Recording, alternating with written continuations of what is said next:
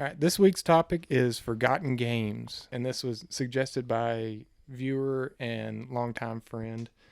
We're going to go through games that we feel were way better than the notoriety they have today, like that no one talks about them. Yeah, Not and you, Eric? No, Not mine are what bad you- games. Mine are bad games. Just forgot. Okay, then we're just going to go through games that people do not think about. They shouldn't think about these games. well, I know one of mine. It's also like a little bit of nostalgia of games that I played a lot of. That I'm like, man, they could if they made it nowadays, it would be so much better. Yeah. Yeah, that's how I did mine. It's just mine where someone played. And Okay. I, Well, I mean, I played a that's lot fair. of, but they're not good games. Well, I like that better. I mean, Yeah. I feel like the three I picked, I would consider good games. Maybe not everybody considers good games. Otherwise, they wouldn't be quote unquote forgotten games. Yeah. But the one that got the ball rolling on this is PsyOps: The Mindgate Conspiracy. That's kind of where this whole topic came from. But PsyOps came out in 2004. It was made by Midway Games, which has since dissolved completely Yeah. from what I know. And it was on PC, Xbox, and PlayStation 2. And IGN gave it an 8.5 at the time. So it was, It's pretty good. yeah, it was well received. And it actually ends on a to be continued. So they had hopes for it to go somewhere. But it never got a sequel, and I can't expect to ever see a sequel from it. But this game meant a lot to me because it was like it felt so new. Like it was so many things that I had never experienced in a game. The first time I played it was in one of those. I don't even remember what company did it, but they did the magazines, and they were in a plastic, and they had the demo disc in the Yeah. back. I don't think that was Game Informer at the time. Might have just been EB Games or something that I bought there. But that demo was just set in this like training facility for the character you're playing and characters like him that have these powers.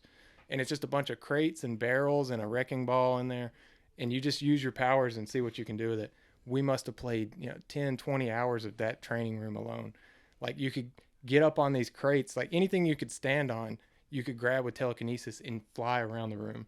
Like we built forts out of the crates and everything, and I still played it after I got the real game. I don't know why. I guess just because it was like laid out there for you.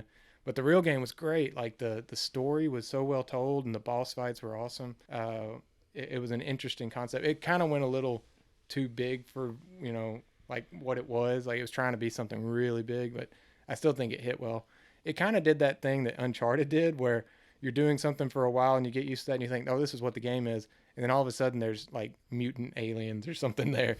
I remember that. Like it stuck out really, really big for me because it was more than halfway through the game, and all of a sudden this whole new enemy type was introduced. I think a lot of people loved that game and would have liked to seen a sequel out of it, including me. All the powers just gelled together well, and it to me felt like a shooter perfectly blended with like a superhero game.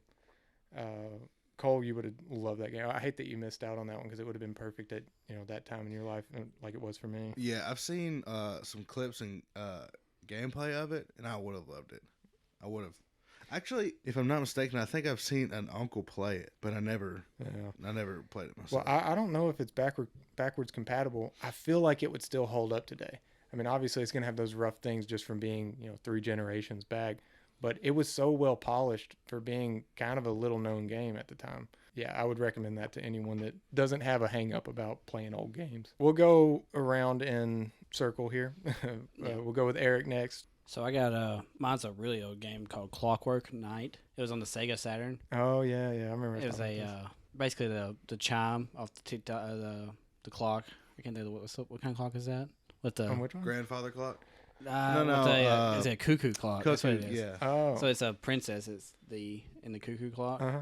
And it's these little knights they're competing for, but she gets kidnapped. But the whole game is like you're side scrolling through this toy room and stuff, and like hitting like bouncy balls and stuff. But it's all toys. But I guess it just grabbed my attention when I was a kid because it was all colorful and stuff. But it was very hard. Like your lives were your total for the whole game. So if you died and used all of them, you had to go back to the start. So I never beat the game. Yeah. The original roguelike. yeah, it's hard. But it was made by Sega too. That's kind of crazy because they never did much after that. Yeah, well, it was at a time when, like, back then, most of the time the platform developed their games. Like, for the most part, like it was made for their game, so it would be exclusive. Like, there were some third parties, but it wasn't nearly as common. But yeah, Sega made most of their games. I have a like a slight memory of this game for some reason. I don't know. We had one like secondhand, a Sega Saturn, and I only remember having like 2 games, and I feel like that was one of them. But it was so early in my life. I barely remember it, but I know I didn't make it that far into it. Yeah. There probably is more rooms besides the toy rooms. I just never made it to the end of that game. Eric showed me some of the gameplay of it.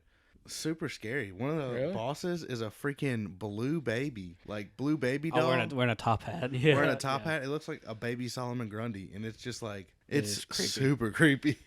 Do you know if it was received pretty well? Like, I think so, but I mean, it's all from the reviews I saw. It was like 8s and stuff. That's a time before video games were as much of a deal to where everyone was kind of putting out their their reviews on it. Well, Cole, what do you got? All right, so my first forgotten game is Grawl 2, Ghost Recon Advanced Warfighter 2. Classic. It was a Metacritic score of 86, but a user Metacritic score of 7.6. It released in March 6, 2007. It was by Ubisoft. So it's got like, I wouldn't say it's like, obviously the franchise is not forgotten, and it's a big developer, and they still make Ghost Recon games. But this game was awesome. Like, even the multiplayer was amazing. That's the game. Or what I played most of it was the multiplayer. Like, I never played the campaign. I just remember playing the multiplayer with my stepdad, and we'd play with his friends online. And I just remember there was like certain areas in the maps that they knew where they could hold. Like, I guess it was like a siege. Not like a siege, but like a firefight version, and you could just like get up in an area and hold up. And I just remember that there were certain areas and maps that we had like all the angles covered, and we could get them from where they would spawn in at and stuff like that. I kind of remember playing this game too. I played a lot of the Ghost Recon games back in the day, and they seemed like there were a lot, but I feel like that was the one that really was above the rest. The multiplayer. Was there bots in there? Like, I feel like it seemed so big, like too big to be then, like too big a multiplayer to be then. I do remember that as I was looking it up, I found out there was 3 different versions of this game, and I had the 360 version. They're all the same like story, but they're all different. There's different parts. Like the 360 version is what I remember playing. So. Okay. Yeah, they did that thing where a release on one console was totally different than the other console. Yeah. Like Call of Duty did. Like Soul Calibur, was it? Yeah. Darth Vader was the unlockable for PlayStation. Oh, that was but that was a minor change. I'm saying like Call of Duty on the original Xbox and Call of Duty on the 360 were literally 2 different games. Yeah. Like 2 different people made them. Call of Duty 2 on Xbox and then Call of Duty 2. Yeah, like if you played, you wouldn't even be able to tell that they were. I mean, obviously you can tell they're both Call of Duty games, but like the gameplay and the story, everything was completely different. 2 different developers from what I remember. It's wild. Yeah. But my next one is an old game as well. 1998, Gex Enter the Gecko came out. Oh, it's a great game. It's a great game. My games are like 2002 is the latest. And you guys all have like 90s games. Well, I mean, 2004 on PsyOps. This is my only 90s game of the 3. Oh, mine are 90s games. Really? Yeah. Well, that's good. We'll bring it there. But anyway, yeah, that came out in 1998, and it was developed, I thought, by Rare. I thought it was too. No, I think Rare published it. Oh. But Crystal Dynamics developed Gex. That's wild. Yeah, I was surprised when I looked it up because I wanted to confirm that. Because I always picture, I mean, it is a Rare game. Like, obviously, they're going for the Banjo-Kazooie vibes. This game meant a lot to me. Like, I never played Banjo back in the day. So this is really that for me, like the way it feels to, like Banjo feels to you. And it was just so charming. Like, he's supposed to be James Bond, like a spoof of James Bond, basically. Like, and there's all references to movies throughout, and he's making these quips and everything. That's what I remember most is him, his little one-liners. Yeah, they're hilarious too. But you're going to all these wacky worlds, which is, I mean, again, it's just the formula that Mario and Banjo and stuff like that created. But the aesthetic and the theming was perfect for me because I was always a big movie person. So every time you jump into these TVs, I was excited to see what was next. And the boss fights are so memorable. Like, I remember the one with I reckon he's supposed to be a Hawaiian dude, either that or Native American. Probably wildly offensive now. Oh, one of my whole games is wildly offensive. Yeah, we looked up some stuff about it. I'm ready to hear it. But yeah, I remember you're going around, and in the middle there's this like pot of, I don't know if it's supposed to be soup or what, but you got to keep hitting it. I don't know, it's classic Crash style, boss fight. But so many things about that game come back to me at random times when I'm playing other games. When you brought it up just now, I was thinking of the worlds I remember. I know there was a horror theme, I think it was like a castle. Yeah. And then there's one that's like a Looney Tunes-esque, like cartoon land. Yep. Yeah, it's like Elmer Fudd was one of the references in that one. There's a guy, Hunter or something. Yeah. I would love to see that brought back, and I reckon that Microsoft owns the rights to Gex. I think so. Yeah. That'd be cool to see it come back. I mean, it could work. They got too many mascots now that I doubt they would take a risk on bringing him back. But it's a fun game that I have fond memories of. And its score was 8.8 on Metacritic, which I was really surprised by because like nobody talks about it. Like, and that's right up there with some of the other great platformers of all time. But Eric, what's your number 2? So my next one is Glover. It was a game on Nintendo 64 where you play the hamburger helper guy. Exactly. That's the what I was going to say too. Is that's who it looks like. But it's a wizard who loses his 2 gloves, and one of them is evil and one of them is good. What? And so your whole quest is to go fight this evil glove that's taking over the world. This sounds awesome. That's the greatest synopsis. Sounds like a South Park episode. It does. It really does. Like you're not just walking as the hand. You're on a ball, so you're rolling the whole time, and all these puzzles are with throwing like a bouncy ball, or you can change it to a bowling ball for it to be heavier. Like it's all ball physics stuff. Yeah. But I never made it past the circus, which is the second world, and the boss fight was a clown. That was the most annoying and terrifying thing I've ever seen. Yeah. I get the feeling that your favorite things or the things that connect with you are the things that scared you most. Oh yeah. Like they had some creepy thing that you remember that and you're like, oh, that game. Yeah, you're never gonna forget this game now. Yeah. It's always that boss fight with that clown and the room is like spinning around. You're a little twisted. You're a little broken.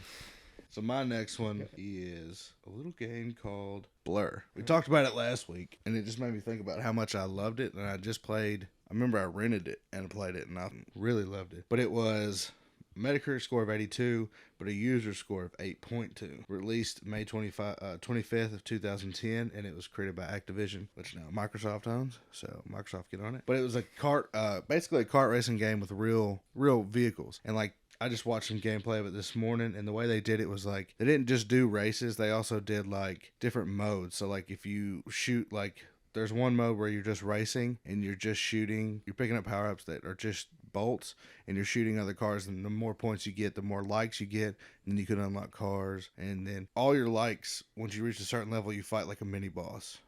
One-on-one race a mini boss, and then you go to the next one. And that's pretty cool. But I always just did the regular arcade type racing. Yeah. So did it have a mode, maybe I'm completely making this up, where it was like Snake and you left a trail behind you? I don't know why. I always, when I picture that game, I mean, the cover has like the streaks coming off of them with different colors. Like, so in my mind, maybe I made it up that you're playing Snake in a certain mode. I think there is a mode like that. Like, that would be fun as heck. I remember that. Kind of Tron. Is it like Tron? That's why. Yeah, like basically. I don't know why I didn't say that instead of Snake. Who remembers Snake? Yeah, no, I never did play that. So you're further back. If it's trying to be a kart racer, is it more like Hot Wheels Unleashed where you're further off your car, or is it kind of driving like Need for Speed? It's kind of like Need for Speed, but you have on the back of your car, like below your bumper, you have 3 slots, and you could fill those 3 slots with power-ups. Okay. So you can have 3 different power-ups or, 3 of the same power-ups. And there's like a bolt power-up where you get 3 bolts. Then you have one that's kind of like a shell. It's called a shunt. Then you have one that's like an area effect. Then there's a shield. And then there's also a repair. There's a repair one. Because your vehicle does get damaged and everything. There's a speed boost, of course. I always thought of that as a EA game for some reason. Like, it's Activision, but I don't know why in my mind it feels like an EA game. I guess because EA owns all of racing games. Like, that's their thing. So I assume that anyone that comes out is theirs. It's me next, isn't it? Yeah, so back to you. Well, my last game is the most recent game I had. Dantos. Oh, Dantos. What a great guy that Dantos. I just edit in Don Vito with his toes there. Welcome to Danto. Don's toes. Don's toes. Okay, we're going to pick it up right here. Dante's Inferno, 2010 game made by, I think EA published it, and Visceral Games, the makers of Dead Space, the whole trilogy. They're the ones that developed it, which I didn't realize. I mean, I may have at one point, but I forgot until I looked this up. Yeah, I didn't even think about that. But it makes sense. Like, the vibe of the game is similar to Dead Space. Very similar helmet styles. Square tops, like square, circular helmets. Yeah, I can see Crusader that. And then the welder's mask. Yeah. I don't know why I thought about that. That means nothing, but... It means everything. But it came out on PS3, PSP. Oh, I didn't know that. I didn't either. I looked that up. I thought it was on PC, but I didn't find it. I played it on PlayStation. Yeah, came out on Xbox 360. The user score is only a 7.6, but I feel like a lot of people loved it and then a lot of people hated it, so I feel like it averaged out to 7.6. But it's just a great game. Like, I don't have as much experience with God of War as you do, so I'm interested to hear your comparison of the two. But for me, like I said last week, I don't like hack and slash. That's about as hack and slash as I will, generally play. But this game had such an interesting design and art style and everything. Like the cutscenes had a really cool style that would grab you, and it was at an age. How old would we have been? Old enough to notice there were titties in it. Yeah, so like, I guess we were 15. So like at an age where that kind of gore and weirdness was like, wow, this is cool. Like probably wouldn't be if I played it now. Like I'd be like, oh, this is too much. But it was really fun. You're going through the how many rings of hell are there? I don't remember. 7 rings? 7 or 9? I think it's 9. I think it's the 9 rings of hell. And each one is a different fatal sin. That's right. 7 deadly sins. Deadly sin. Yeah. Thank you. But yeah, so you're doing gluttony. I remember gluttony very clearly. You're fighting that big fat monster. Yeah. Lust was my favorite. Yeah, Lust. Was that Cleopatra? Yeah. I'll never forget that. She's got babies coming out of her nipples, and that was disturbing. The craziest boss. Yeah. Honestly, that's among the craziest bosses I've ever fought. I forgot about that. Man, I hadn't thought about that. I'm trying to think of the other bosses in that game. I don't. The devil himself. Oh yeah. Oh my goodness, and he's got his freaking wing wong just hanging all out while you're fighting him too. Yeah. He's a giant, that right? Giant like bull type thing. Really disturbing game now I think about it, but it was wild and memorable. Like, so that's why it's weird to me that the gameplay was so good in that. Like especially compared to God of War. I think one thing it's behind is maybe God of War 3 for that kind of era, but it came out a few years before. Yeah. It was very obviously competing. Like that's what it wanted to be, and I don't think it did a bad job of it. It definitely did. It was fun to play. Right. I guess the reason it is forgotten is because people are like, oh, God of War, and then this is like a clone. But it had its own unique story. Like Dante's Inferno as a story is an interesting story. But anyway, what's your last one, Eric?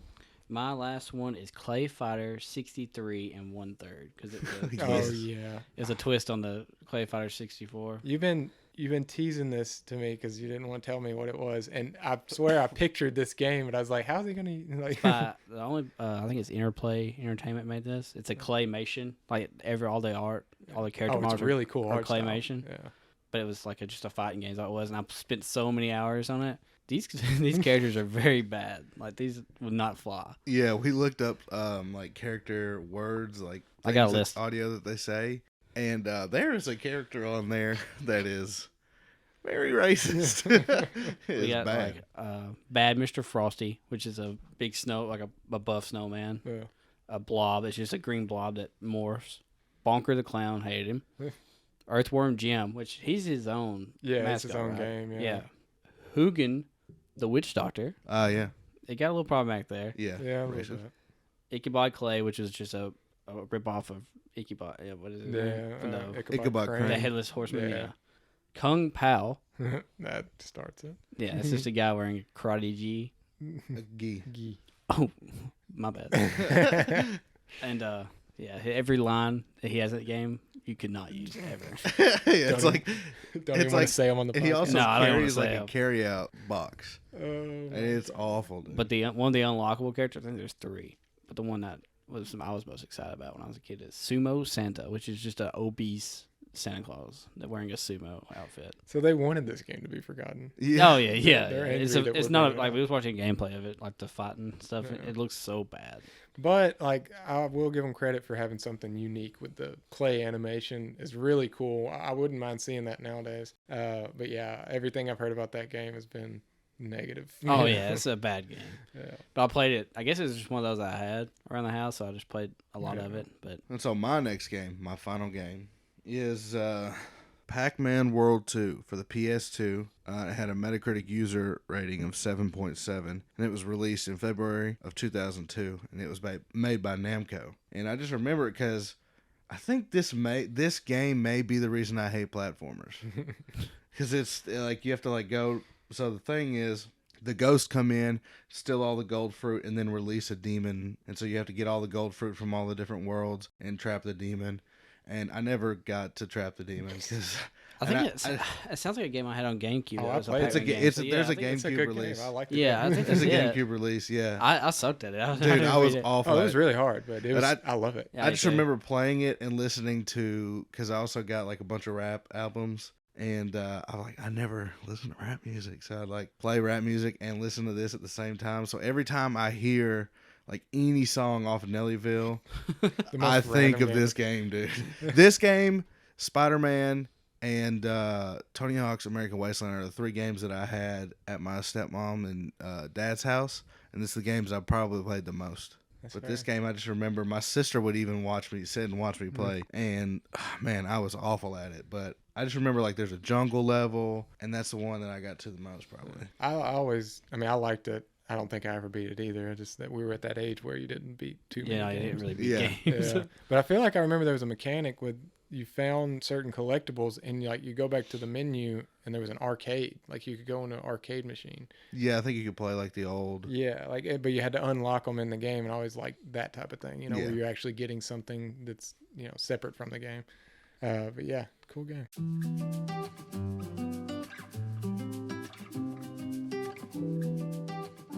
So what you guys been playing?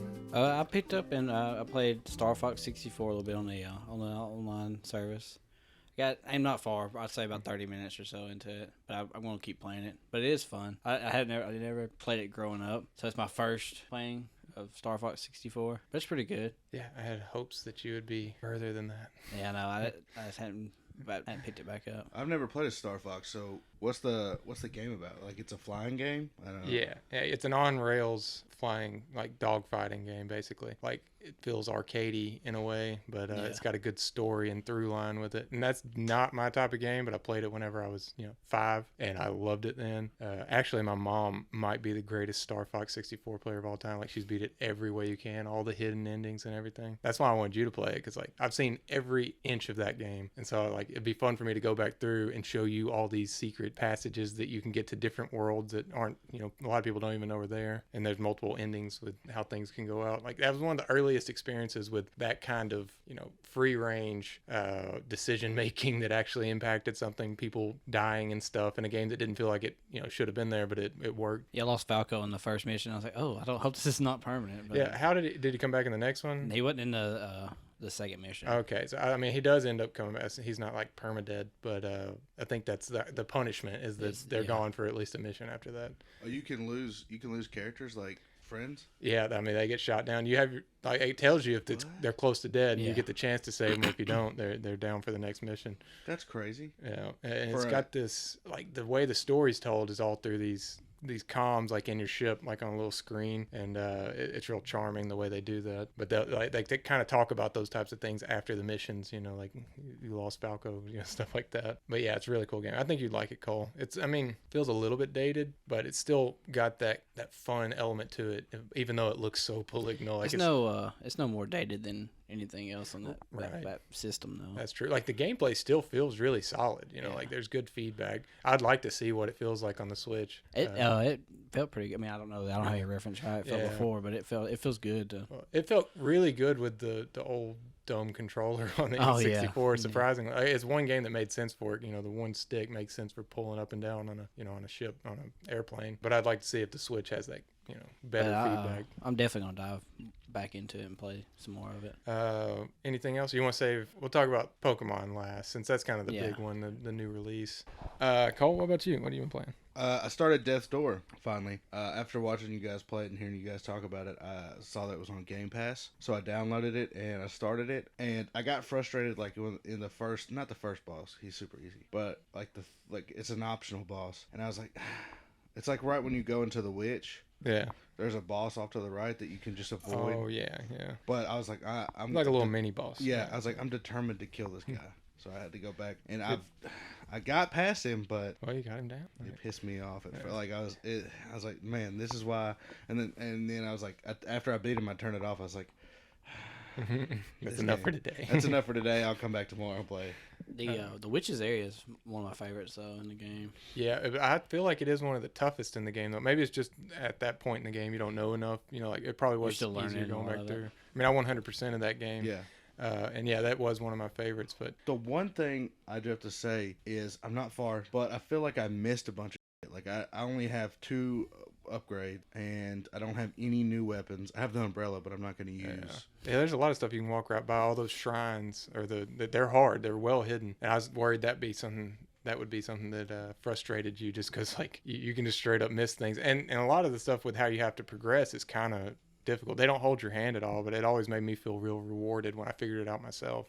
But have you gotten into the castle yet? No. Okay, so you're at the like you can see the castle there in that area. So I get there. I'm about to go to I open the door of the witch, but then I saw there was boss, so I went and fought him and killed him, and then. Oh, okay. I'm back. That game is pleasant to listen to. That soundtrack is great. Dude, the soundtrack in the main area, that song that plays in the main, like when you go back to the black and white world, it's the best. Yeah, it is. The rest of them are great, but the one in the main area is sick as hell. It's the best. Yeah, the only thing left in that game for me is beating it with the umbrella. And I looked the other day, I hopped on there, just didn't have much to play, and I'm at 30% of that. But the umbrella makes it so much less fun because it takes so long to get through any area. Yeah, that's what I watched the completionist talk about it. Yeah, I like that's their hard mode. Like that's the only thing that's harder about it is that your weapon isn't doing as much damage. You're not taking more damage or anything like that. I'll tell you another game that I was playing too, that I played for about 20 minutes and then deleted, was Anacrusis. Oh, yeah. Anacrusis, yeah. It's just, I don't know what it is. There's nothing that hooked me. It's not a bad game, but there's no sprint button, or one that I found. And I feel like I was telling Eric this yesterday, all modern games nowadays should have a sprint button. Oh, for sure. Unless it's like part of the game, but I just don't feel like there was a reason for them not to have a sprint button. Yeah, there's so much wrong with that game. I mean, it's in game preview, so you give it a little bit of leniency, but I mean, I really don't though. Like, if you're gonna put it out there, it should be feeling better than that. Like, there should be a core thing that you understand why this exists, and I don't. It's just a Left 4 Dead copy with. I mean, the aesthetic isn't bad. I like the B-roll they put in there of old-timey looking stuff. Like it's fine, but the gameplay is just as standard as it gets, and the weapons don't have any like personality to them. And immediately right from the start had a bad impression on me because you jump in with random people and the sensitivity is at like 90, which it says it ain't 90, but dude, it's almost as fast as you could possibly ever play. So I had to immediately go in and correct them. Like, you have to have a better basis for that. Too. If you're going to be off by a little, not like twice as much sensitivity as anyone would ever use. It was saying 50, I had to turn it down to 30. Yeah. And then it was too slow, and I was like, I'm just going to get through this mission. And then me and the guy that I was with, I was with 4 people, but 2 dropped out. And me and the guy I was with, we got like halfway through the first area, or like we made it to the first safe house, second safe house, and then we were on our way to the third safe house, and shit hit the fan, and I died, and like I fell down like this walkway. We're at the top, and I fell all the way down to the bottom, so he has to like come to the bottom to get me, and then he gets killed. I'm like, this is... Was it just you and him? Just 2 of you? Oh, I mean, we also had those 2 like bot characters, but they die like right off the bat. Yeah.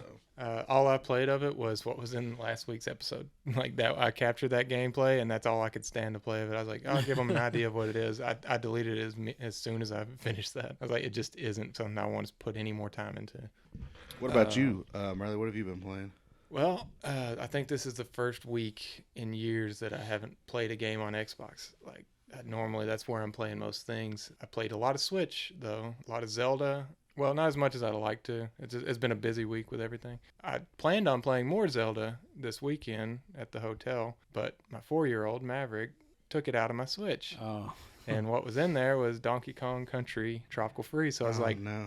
Okay, I guess I'm going to play Donkey Kong Country. And I have a lot to say about that game. I love Donkey Kong Country 2, back on the SNES. I don't hate this game, but man, there's a lot that pisses me off about it. Like, sometimes it just feels unfair, like the way that things are set up. And like, it's a spectacle. Also, I got to say, the minecart levels, Yeah, oh yeah, I hate those. I don't know why they still do them. Like, I don't think anyone actually enjoys those.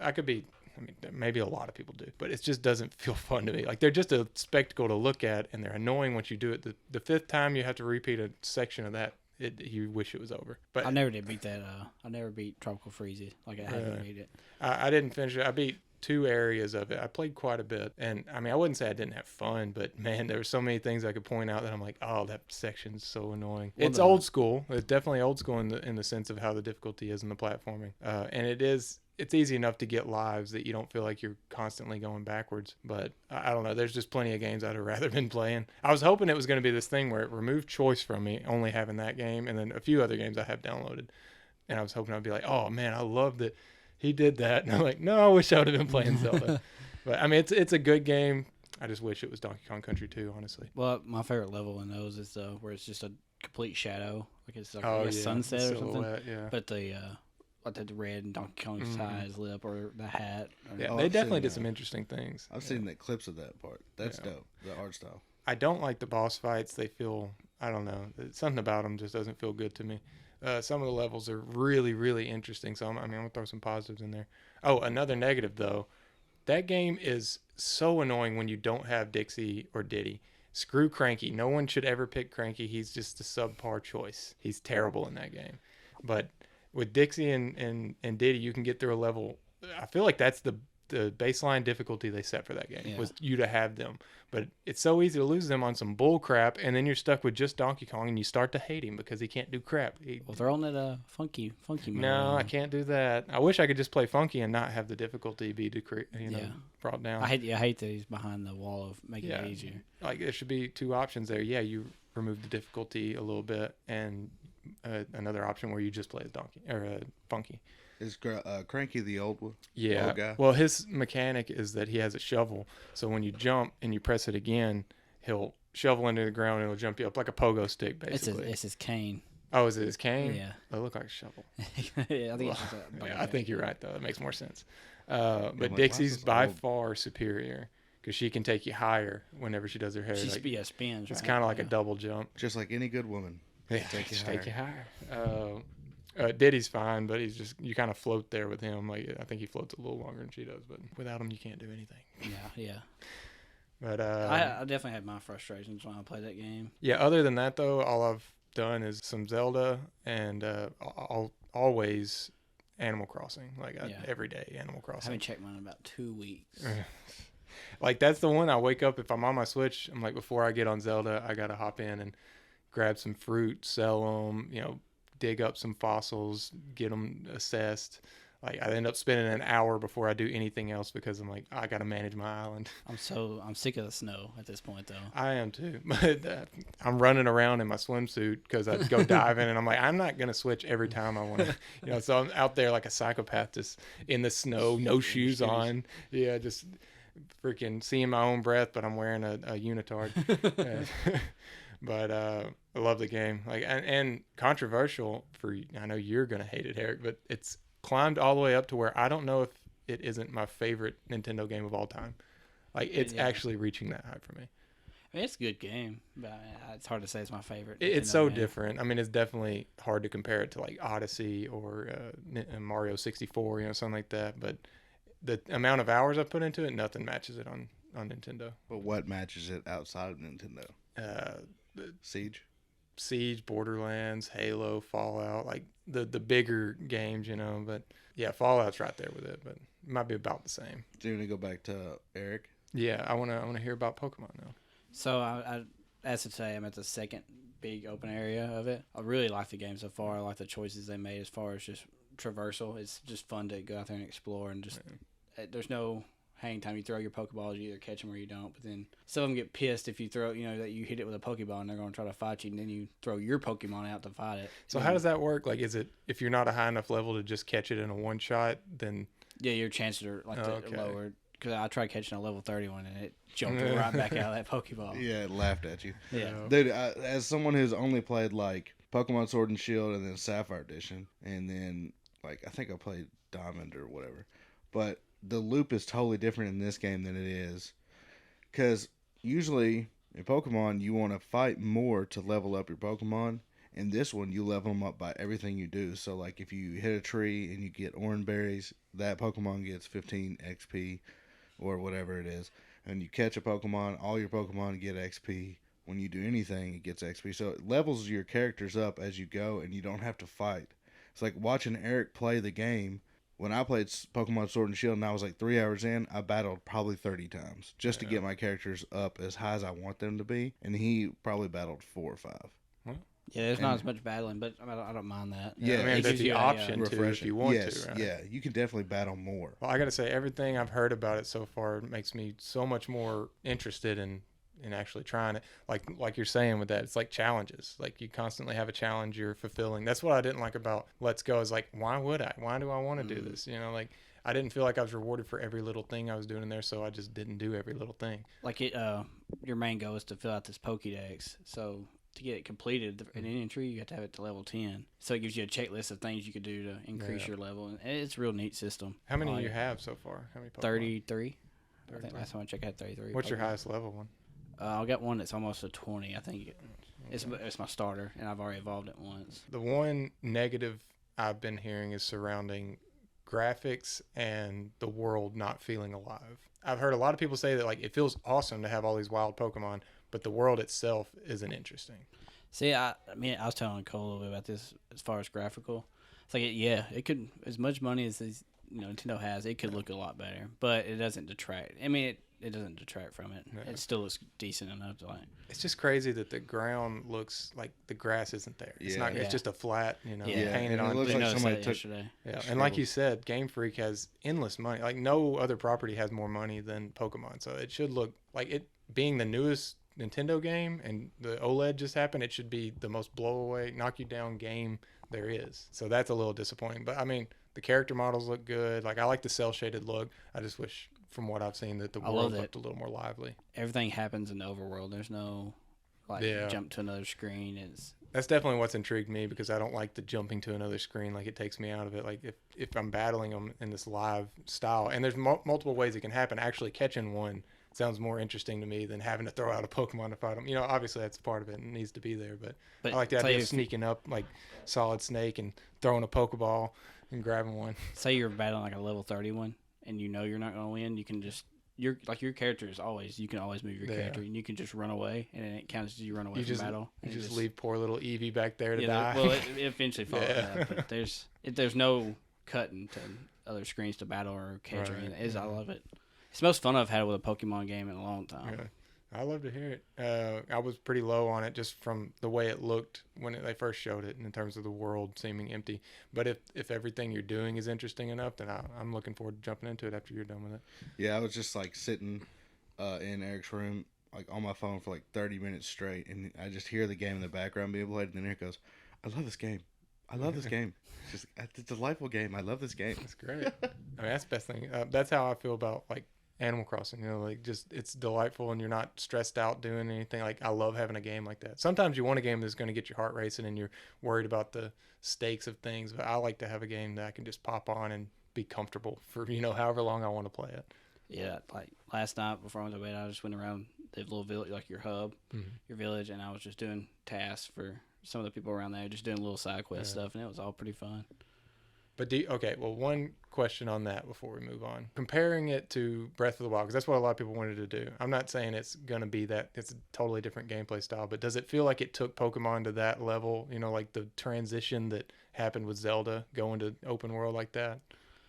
I definitely think it's a good change, but I don't think it's one that's going to be talked about in that same way. Yeah. Just because of the not looking as clean as Zelda, Right, yeah. But I mean, I like it with going forward for Pokemon to start using stuff from this game. It does feel like something that second installment could be just groundbreaking because they got it, bared out there. Maybe they didn't want to put as much money into it, not knowing whether this was going to stick. Maybe it was an experimental, break from their usual thing. Yeah, I think they were kind of, exactly, a little worried that they blow it all in this one and then it fail and that just be a topic and then But I think since people have pretty much grabbed onto it, there's a few people that are real negative about it. But for the most part, it's 8s and 9s, and I thought the reviews were a lot better than I thought they were going to be. Yeah. So I think it's a promising future. All right, to close out this week's episode, we got a random thought with Murley. My favorite segment.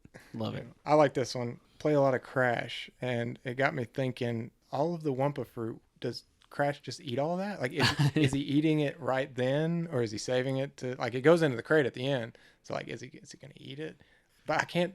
Yeah, I don't know. That seems like an excessive amount of fruit. Who's he feeding with that fruit? Yeah, I don't know. Well, he's in too good a shape to be eating that much sugar. Like, to be eating that much just fruit. That much sugar? I want to know the hatred behind the boxes. Why we are crushing these boxes. Yeah. And then they're mostly empty, too. Oh, yeah, you don't get nothing for it. Yeah. Cole's like, I don't know. I have no idea about the Wumpa fruit. Doesn't it look like a peach or an apricot? Oh, that's or another mango? question I had. I think that's where it started. Wumpa fruit? Yeah, I think that's where this started. Was like, is it a peach or is it a mango? I'm assuming it's like a mango. It looks more like a mango. It's got the green on it. But yeah, that many. I mean, it's not a super unhealthy diet, but if you're eating that much sugar, because it's like 200 fruit. I've actually figured it out. So he's a business owner. And he's just trying to get product to make. That's why he's packing them. That makes more sense. See, I don't know. And he's taking down the competition and stealing I their. didn't play this game as Crash. I played as Coco, so I don't know. Well, okay, they're in cahoots to. Yeah, no competition for their mango stand. I don't know. I just really want to know where those crates are going. Who's he shipping those to? Why are there so many boxes on this He's a island? franchise. Crash Bandicoot's a Wumpa Fruit worldwide franchise. Anyway, that was Random Thoughts with Murley that we'll never get an answer to. Hey, Microsoft, now that you own them, give me that answer. Yeah, they're like, well, the reason for the Wumpa fruit is. Phil Spencer, DM me on Twitter. I need to know. Well, the reason behind the Wumpa fruit is, I don't know. Anyway, this has been episode 2 of the Absurdly Nerd podcast. We'll see you next week.